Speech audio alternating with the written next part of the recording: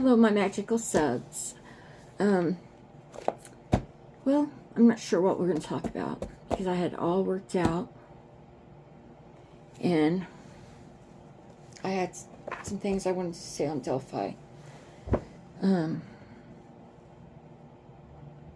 I'll go into that, but right now I think I want to talk about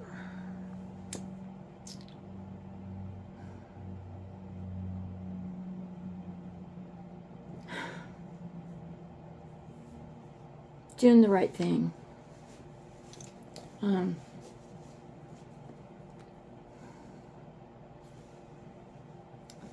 apologize. I was already come on here. I got some news and it upset me.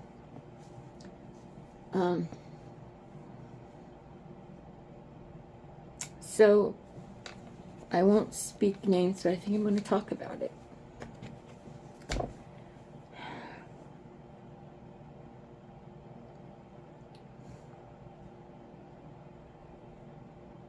I'm going to try to keep it together because I was really upset. And when I get upset, I mean, sometimes when I'm really upset, I'll cry. Then you know to watch out. Magical's getting upset.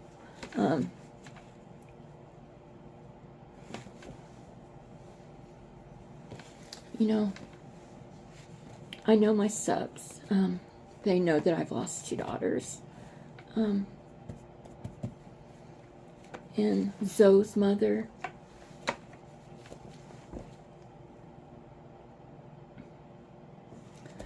she was called home in 2013.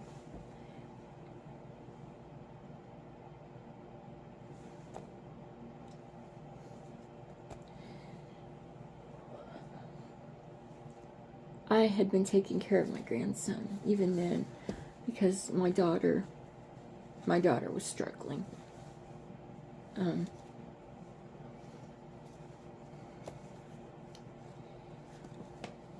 My daughter fought addiction, and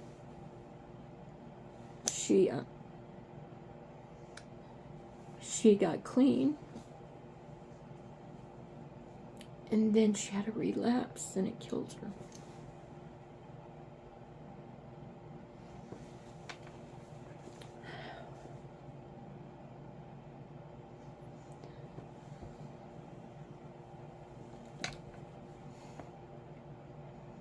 So was my saving grace, like I was Zoe's saving grace. When Zoe lost her mother and my daughter,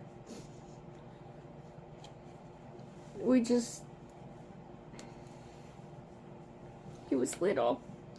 He was 7. So he's a little guy. And I will never forget the day of her funeral. We came home, and you know how you have, the gathering, and family's all there, and they bring food, and so we're outside, sitting on their furniture and picnic stuff, and the whole family's there, and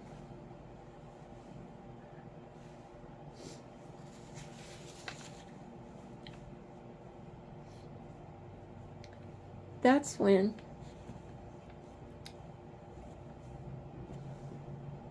her father, I got a call coming in, let me hit that, I don't want it to mess up. He didn't come over himself. He sent his mother and his girlfriend to take Zoe. It was just, I tried talking to them. Please don't do it like this, please. Didn't listen. I forcibly took him, pulled him pull him from my arms. I thought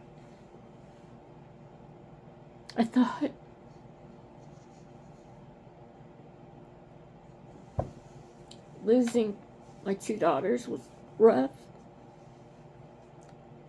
but what that did to my heart,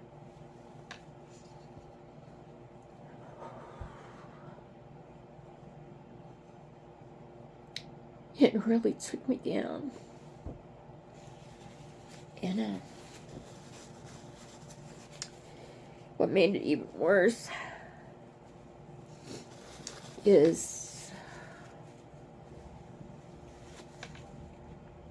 a month after he took him, I got a call from him wanting to talk to me,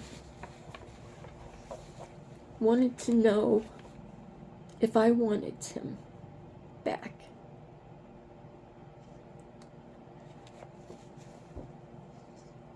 Absolutely.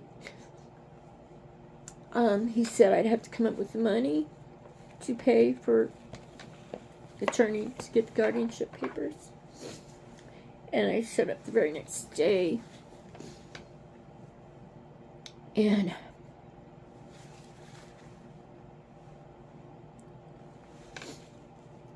then I was told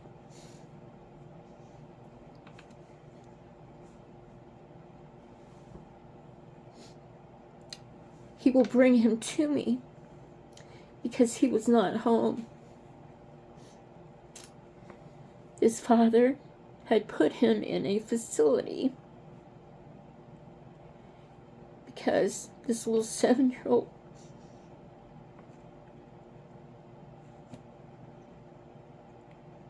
was grieving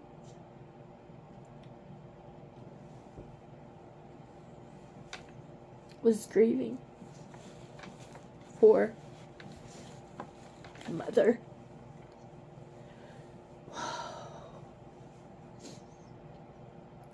I got my grandson back. And I will never forget my grandson telling me, Nana, I was in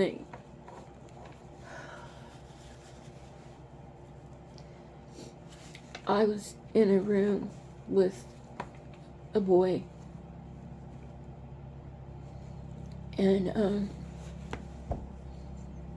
they take our shoestrings out of our shoes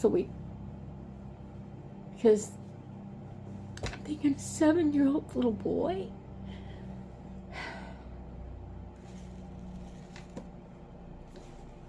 Okay, all I could think about, let me get him. Let me get him. I will know he's safe. He will be loved. And we'll get through this. And I did. I got him counseling. I got him in counseling. The whole works. He was a grade school he'd been going to since he was kindergarten. He was an honor roll student. Everything was good.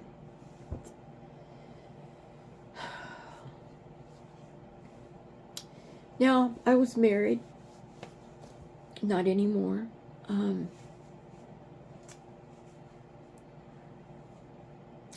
A lot of reasons.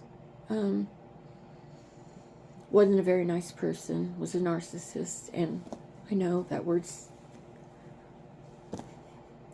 But he was. And he was upset because he said that he helped raise my girls and that this was his time. And you know what? That's okay. That's on you. You know,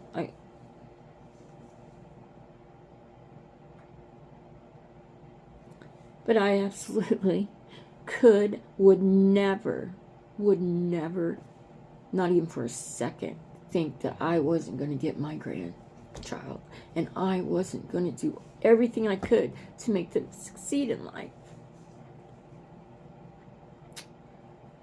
So I always had this fear, even though I had that guardianship paper in my hand. We had got a lawyer, friend of my husband's, ex now, going through the process of adopting, so I can adopt him, then I could put him on, my benefits, and I can take care of him. And long story short, the lawyer came and told my husband, ex-husband, that because I'm on disability, that the judge might say that my husband has to be assigned to adopt him too. And I never will forget the day he came home and he told me that. How do you?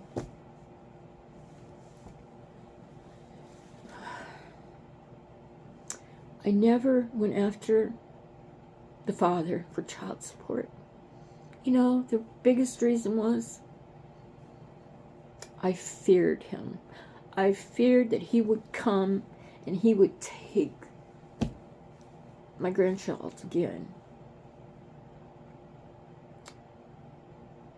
And so I let it go.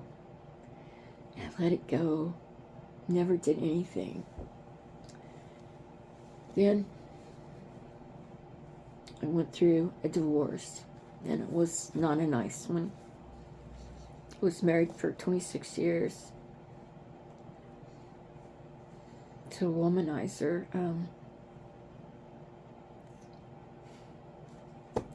It's a whole nother story. But I was beat down by him, and how I mustered the courage to say, no more. No more. You're not going to talk to me like this anymore. You're not going to treat me like this. You're not going to disrespect me. You're not.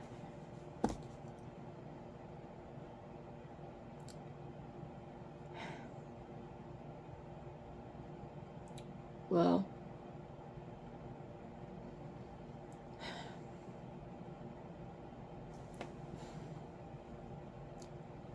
he just did some really bad things to me.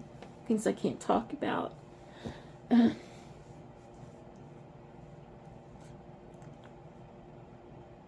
will say things he should have been in jail for. But I didn't go to the hospital.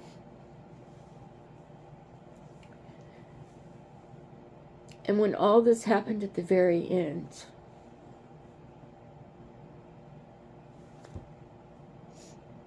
I had a breakdown.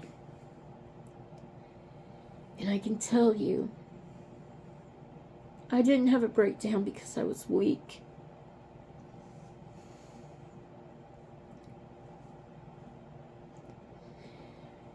I broke down from all the years of abuse.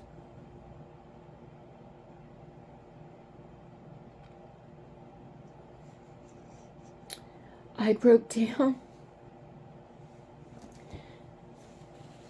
because I was never allowed to grieve, to cry, to talk about my two daughters.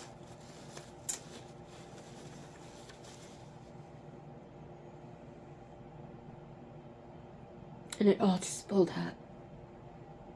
And I broke down.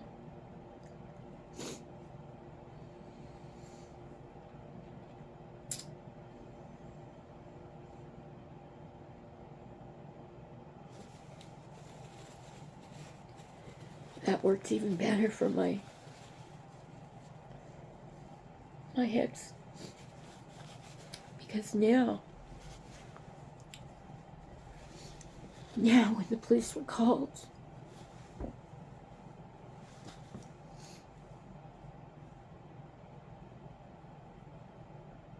he would use that against me.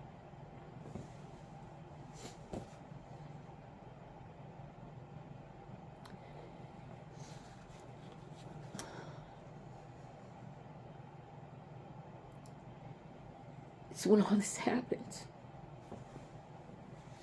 I went and I did all the things that you were supposed to do. I got the restraining order. I did it all. I've been in law enforcement. I know. But you know what?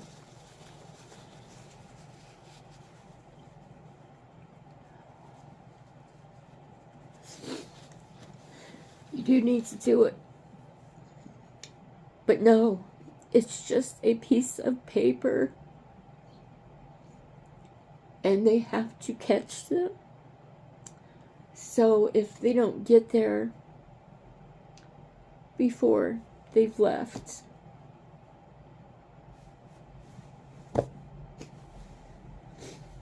your word gets them. I was terrified for my life.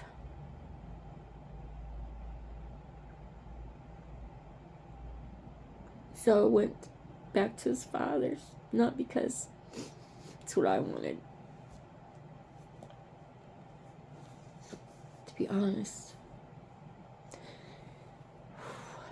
that time was the hardest. I had no one. Friends that I thought were my friends too. Well, they were his friends too. So I was isolated. And the only reason I'm here sitting in front of you today,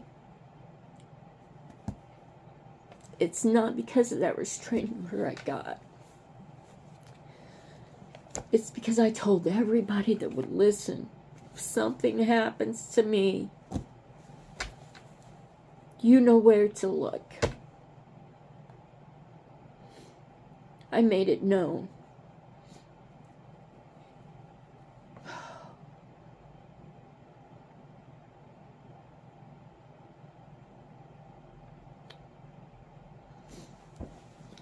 It about broke me. So instead of Zoe's father, okay, we're co-guardianship. You're going through this right at the moment. I'll take care of him and I'll bring you back. Wasn't like that, no.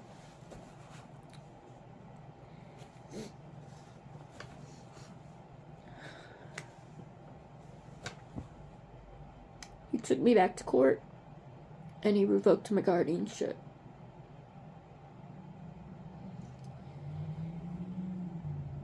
I had lost both my children. I've gone through hell for 26 years.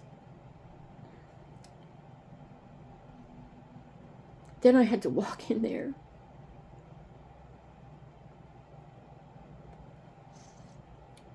Why my guardianship was revoked. And it didn't matter. I brought everything. He'd been in Boy Scouts. He went all through the ranks. I brought in books with office badges, with just everything that I could think of, so I could show that judge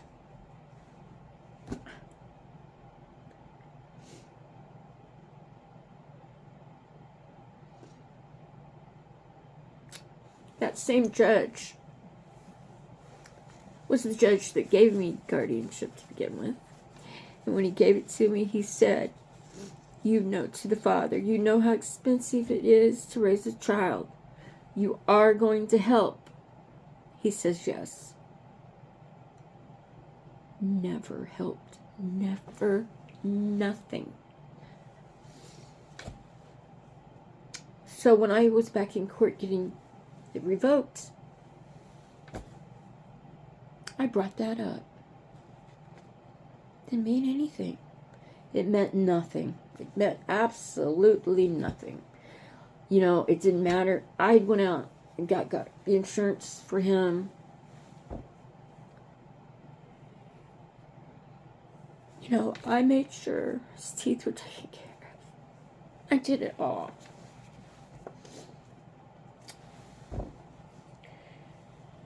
had to walk into that courtroom, and I had to hold my head up, and I couldn't fall apart. I couldn't fall apart.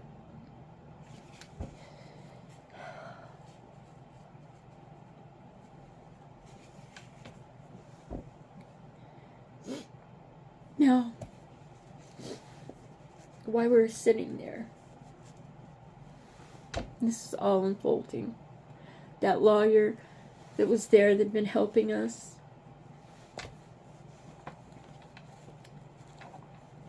you know, the judge was asking questions about, you know, restraining order, and, you know, I had a restraining order for me, and I had one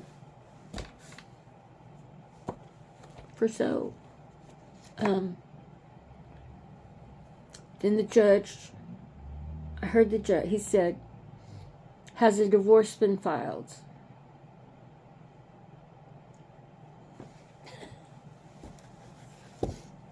He said yes, which I'm in shock because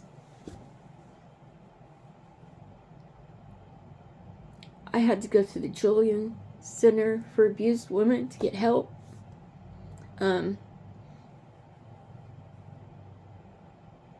I was waiting for a lawyer that was going to help me.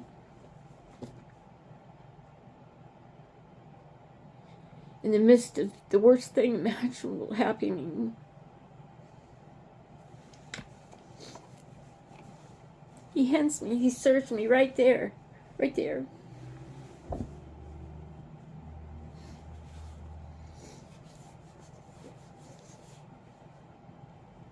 I wanted to break into 1,000 pieces.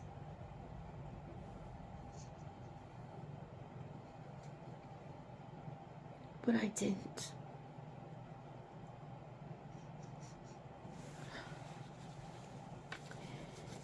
It was by the grace of God that I didn't.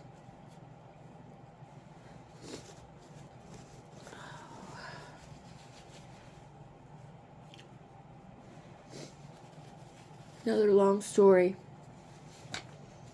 A year after his father did that, guess what?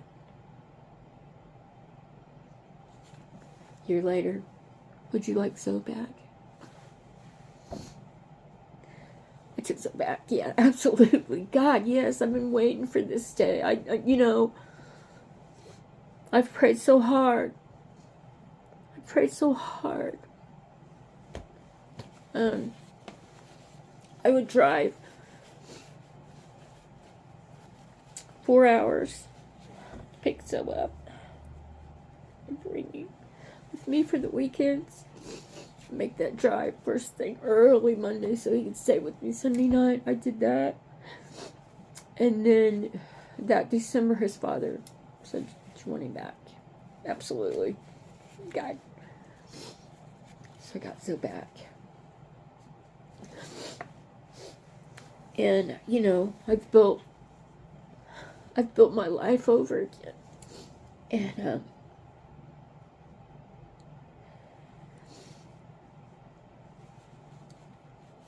And I never went after him for support, even then. But because I had to get help, the prosecutor went after his ass, which they should have been. She even said, "We've been watching him for a long time. He's been on our radar." He used to live in the same town as I did. One night, boom, they moved clear, far away. There's reasons for that. I won't speak of them, but there was issues going on. Anyways, so here we are today.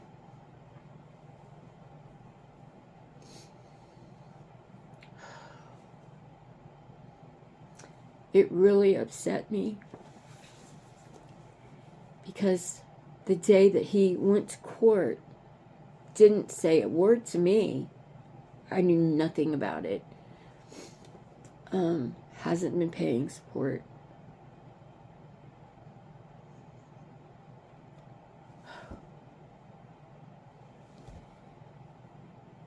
he had actually messaged Zoe, said he was coming in town. He'd like to see him. I can't even remember the last time he'd seen him. Well, it was the last time we went to court. And I think then I said, would you like to get Zoe and go to Taco Bell? Or he wouldn't have done that. That's what really upset me. Because I thought, he's got his shit together. We all make mistakes. We can all make mistakes. We all do things and regret things and da-da-da-da-da. And sometimes I'm almost too forgiving. And I believe. So when I cut that paper, I'm thinking the only reason he'd seen Zoe was because he was coming to town for that. I don't know if he was trying to sneak something through. I don't know. I know I got a letter today, and it said that I wasn't there. But it rescheduled court hearing for January 4th at 9 o'clock. So I can speak. And I'm going to go, and I'm going to speak. Because you know what? The whole world is so screwed up sometimes. Why can't people just do the right thing? We don't have character anymore. I mean, I feel like the right thing to do, you do it all the time, not just when people are watching you.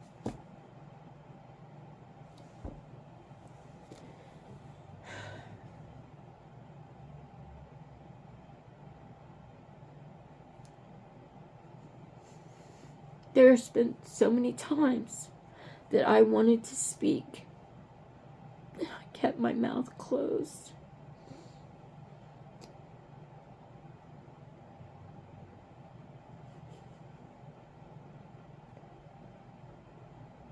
I wanted to ask him,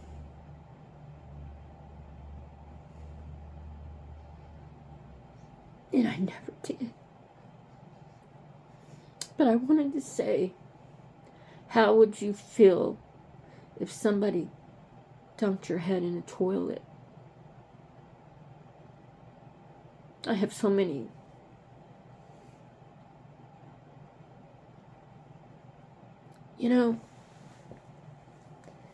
It's a crazy, crazy world out there. And it's getting crazier.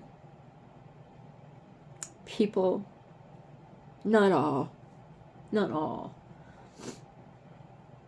There's just too many good people out there. But when you have to deal with the ones that aren't doing right,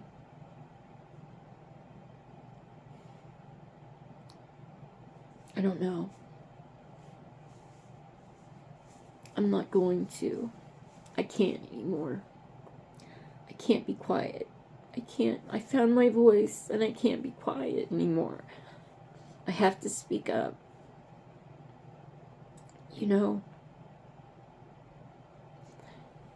It might not mean anything to anybody, but there might be one person watching this.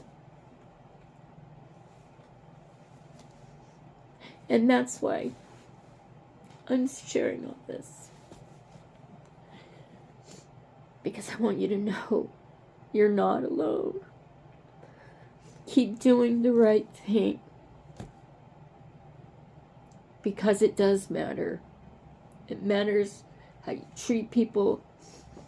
It matters that you do the right thing. It matters. And you might think, wow, nobody knows. You know what? One day you answer for everything.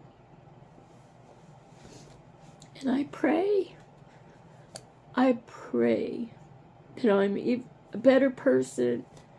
I pray that I see everybody's, use on things. I pray to keep my heart kind, and I pray for all of you.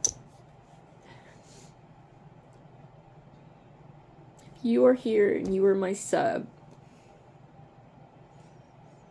know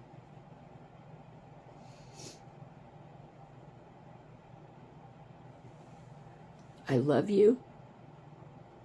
I truly love all of you. I send you love and light always. And hang on. You hang on. You keep doing the right thing. Because the one that it matters, he will see. I want to talk about religion. I'm going to talk about it because the person I'm talking about hides behind that and is now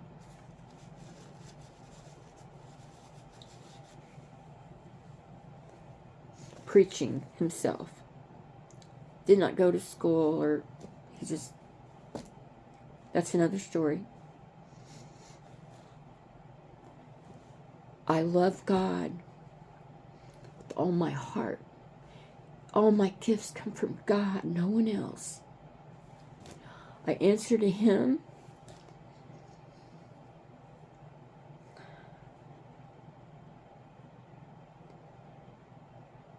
And I'm the most spiritual person out there. I would not be sitting here if I wasn't. The one constant I've always had in my life is my faith and my belief. And I believe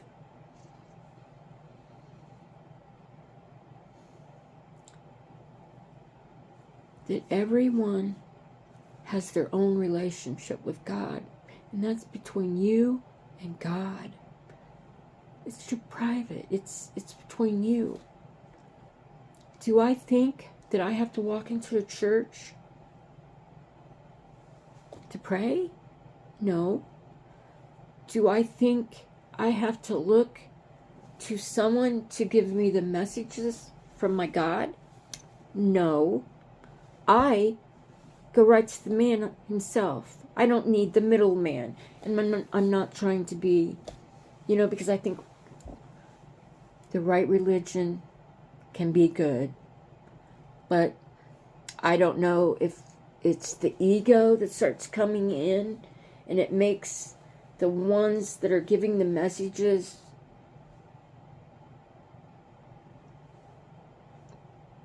they elevate themselves up to be like a god.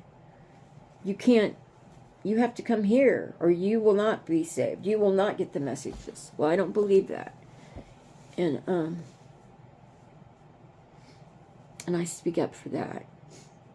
Because there are times I go to church, and I love to go to church too. I love to get around people, and I love the music, and I love being around that, being elevated. But you know what?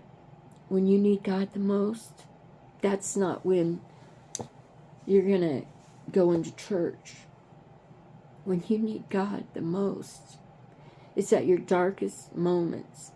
It's those times when you're alone and you go down on your knees and you pray. And anybody that has done that, they know what I'm talking about. And I haven't meant for this to just go on to Christmas is coming. And I don't want you to think I'm not bashing religion. It's the dogma of the church that I have a problem with. No. I think God is wonderful. I know without him, I would not be here. I would not be here. Straight up. with what I've been through in life, with medical issues, now you know why my channel is named A Comeback. I have came back from everything meant to destroy me. And I want you all to know you're strong, you're courageous, you're loved.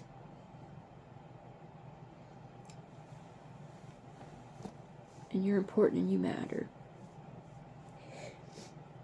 And I love Christmas, but on Christmas Eve, I'm not thinking about the presents. In the stillness of that night, I think of what it means. I think about Jesus being born.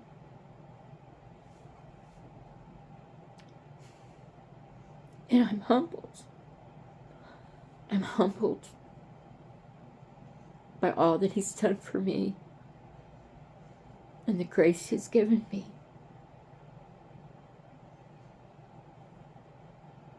And he's walked through everything I've ever. And there were times, I swear, he walked in hell to carry me out. So, okay, this wasn't what I was planning. But it was heartfelt. If somebody out there needs to hear it, I hope it helps somebody that's going through something. And I'll let you go on this one, and then come back. Take a little break. Going to Delphi updates and